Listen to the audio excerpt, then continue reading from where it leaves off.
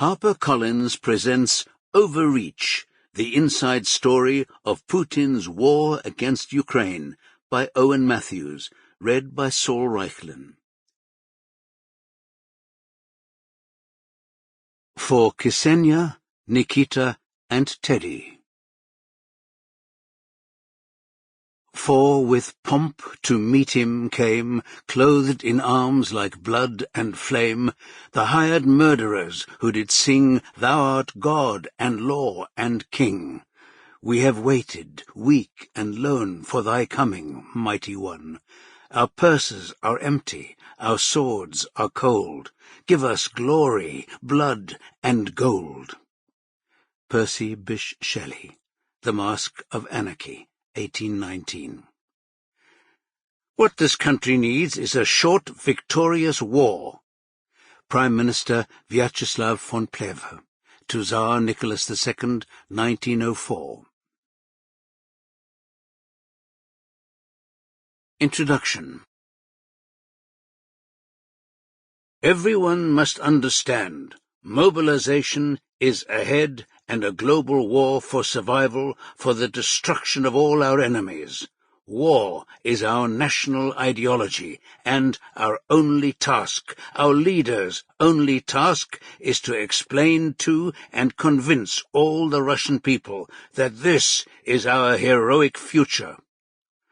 Russian writer and volunteer Donbas fighter Zakhar Prilepin, April 2014.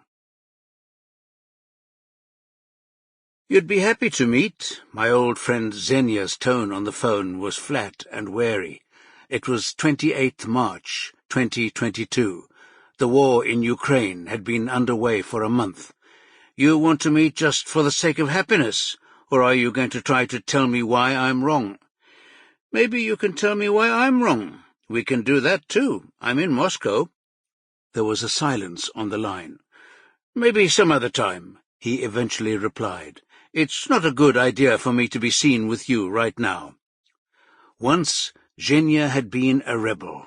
At various stages of his career, he'd worked as a laborer and a security guard and served as an officer in the paramilitary Omon police and fought in Chechnya. He had edited the Nizhny Novgorod edition of the opposition Novaya Gazeta and had been a leading member of the Revolutionary National Bolshevik Party. But by the time I met him at a literary festival in St. Malo, France, Xenia had adopted a new pen name, Zakhar Prilepin, and had become one of Russia's greatest and most controversial novelists. Xenia was shaven-headed, physically strong, and had a generally threatening mien that had got him into a spot of bother with St. Malo's CRS riot police. I helped him out of it. It was a bonding experience. Xenia, Zakhar Prilepin, was smart, well-read, unafraid. He was also passionate about his beliefs, which included a radical faith in the greatness of his country and a withering contempt for the venality of its current leadership. At a writers' forum in the Kremlin in 2007, he'd sat across from Vladimir Putin and fearlessly taken the president to task for corruption and thievery. After the February 2014 annexation of Crimea, the Kremlin's ideology had turned on its axis, and Putin and Zakhar found themselves in unexpected agreement. It was time for Russia to take up arms against her enemies. Soon after, Zakhar travelled to the rebel republics of Donbas in eastern Ukraine and became the deputy commander of a rebel battalion.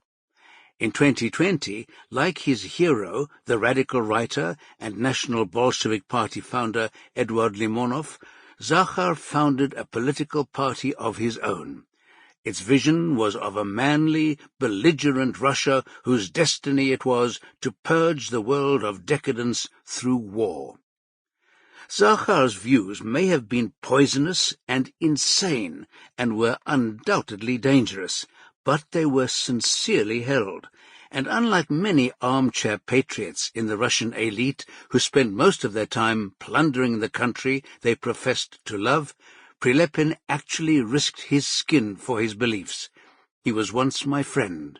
Now, I suppose, Sample complete. Ready to continue?